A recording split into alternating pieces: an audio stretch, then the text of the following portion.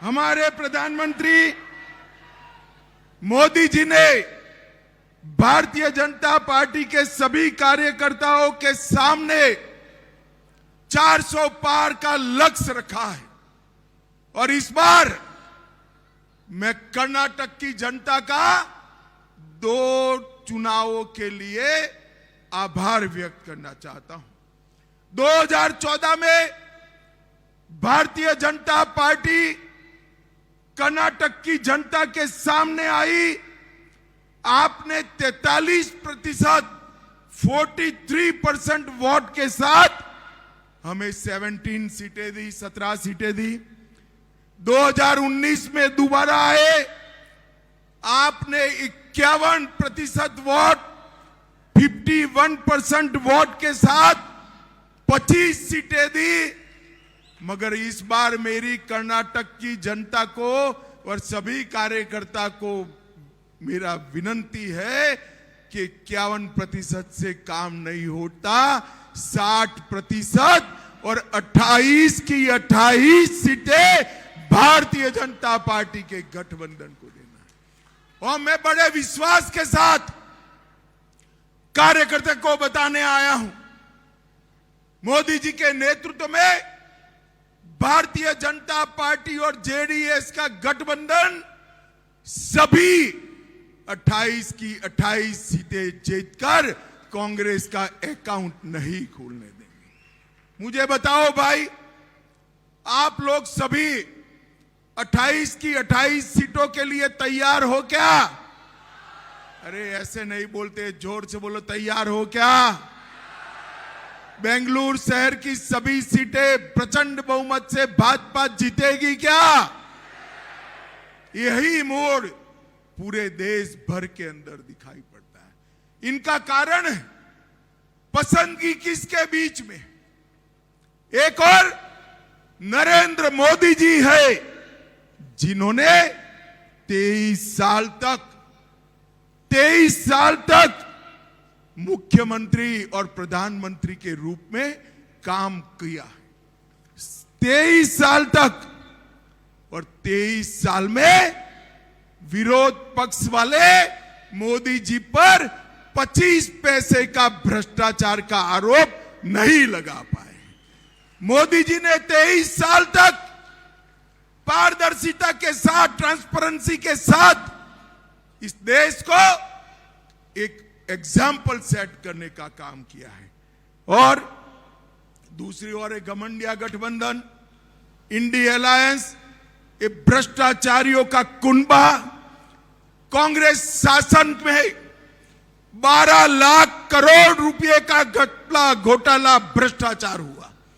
10 साल मनमोहन सोनिया की सरकार में 12 लाख करोड़ का भ्रष्टाचार हुआ।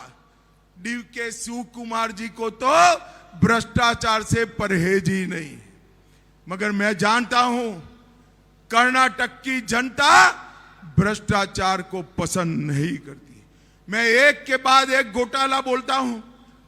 मुझे बताओ भाई, कोल ब्लॉक का घोटाला किसने किया? जोर से बोलो, किसने किया? कॉमनवेल्थ का घोटाला किसने किया? 2G का घोटाला किसने किया? हिमाचल में सेब की बिक्री में घोटाला किसने किया? INX मीडिया का घोटाला किसने किया? एयरसेल का घोटाला किसने किया? अंतरिक्ष देवास का घोटाला किसने किया? लैंड फॉर जॉब का घोटाला किसने किया? जम्मू कश्मीर क्रिकेट एसोसिएशन का घोटाला किसने किया? एम्ब्रेयर डील में घोटाला किसने किया? हॉक एयरक्राफ्ट का घोटाला किसने किया? अगस्ता वेस्टलैंड हेलीकॉप्टर का घोटाला किसने किया? अब ये 12 लाख करोड़ के घपले, घोटाले, भ्रष्टाचार करने वाली कांग्रेस मोदी जी के साथ स्पर्धा। देश की जनता के सामने स्पष्ट विकल्प है। एक और 23 साल तक एक पैसे का भ्रष्टाचार करे बगैर शासन करने वाले नरेंद्र मोदी जी और दूसरी ओर 12 लाख करोड़ का घपला घोटाला करने वाली कांग्रेस पार्टी। मित्रों, ये लोग जब भी पावर मिलती है न केवल भ्रष्टाचार करते हैं, वो कुछ भी करे उनका मन जनता की सेवा में नहीं लगता। मैं मोदी जी के साथ 40 सालों से काम कर रहा हूं। 23 साल मुख्यमंत्री और प्रधानमंत्री रहने वाला पूरी दुनिया में एक ही व्यक्ति है जिसने एक दिन का भी छुट्टी नहीं लिया है। 23 साल तक हर पल भारत के लिए काम करना, एक दिन की छुट्टी नहीं लेना। और दूसरी ओर राहुल बाबा गर्मी आते ही विदेश चले जाते हैं। हर 6 महीना कांग्रेस पार्टी इनको ढूंढती रह जाती है। कोई मैच ही नहीं है। पूरा देश आज एकजुट होकर नरेंद्र मोदी जी के साथ खड़ा है। और मोदी जी ने जिस प्रकार से शासन किया, सारे वादों को पूरा किया। मोदी जी ने कहा था 2014 में कि भारतीय जनता पार्टी की नरेंद्र मोदी सरकार गरीबों की, दलितों की, वंचितों की, आदिवासियों की सरकार है। और इस 10 साल के अंदर 25 करोड़ से ज्यादा गरीबों को गरीबी रेखा के बाहर निकालने का काम नरेंद्र मोदी जी ने किया है। 80 करोड़ गरीबों को मुफ्त राशन देने का काम नरेंद्र मोदी ने किया है। 12 करोड़ टॉयलेट बनाने का काम नरेंद्र मोदी ने किया है। 4 करोड़ गरीबों को घर देने का काम नरेंद्र मोदी ने किया है। 10 करोड़ महिलाओं को उज्ज्वला का गैस देने का काम नरेंद्र मोदी ने किया है। और 14 करोड़ से ज्यादा लोगों को नल से जल देने का काम नरेंद्र मोदी ने किया है।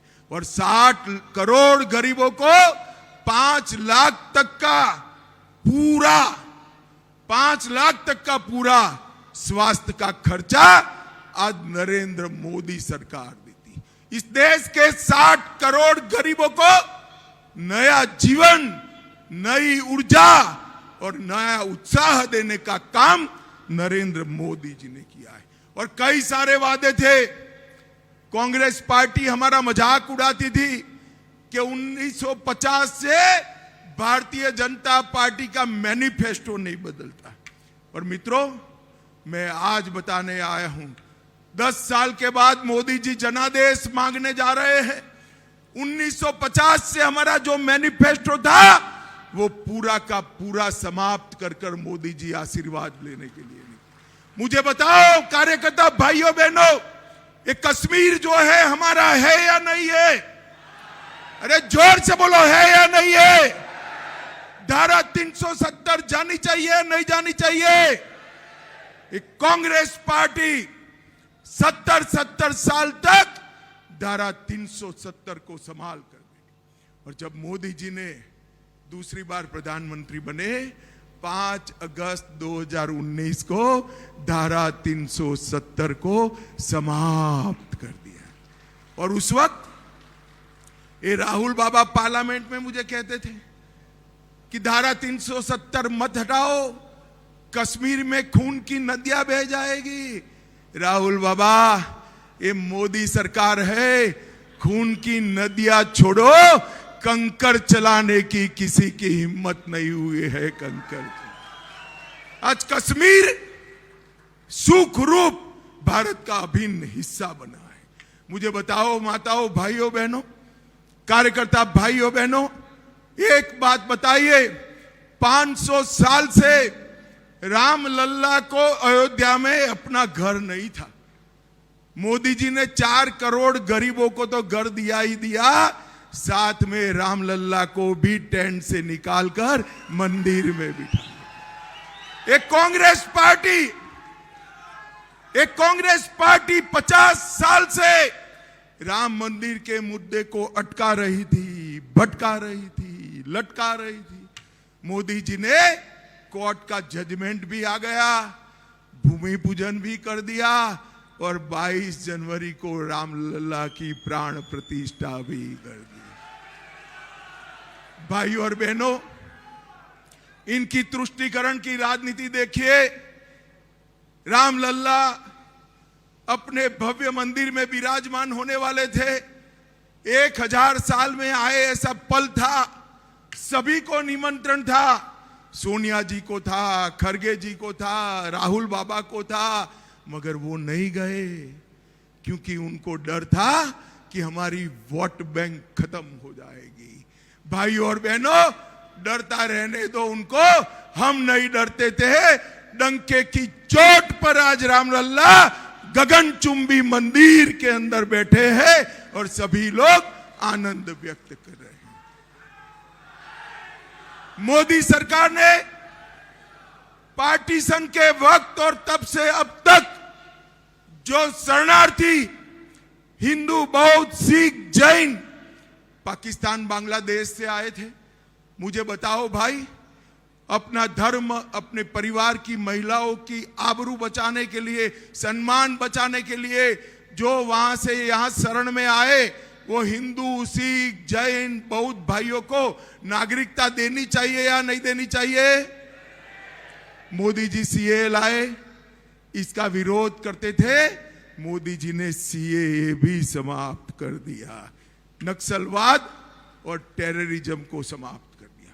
ये 10 साल तक सिद्धरमैया बाबू जवाब देना, 10 साल तक केंद्र में आपकी सरकार थी, सोनिया मनमोहन की सरकार थी, आए दिन बम धमाके होते थे। पाकिस्तान से आलिया, मालिया, जमालिया आकर बम धमाके कर भाग जाते थे।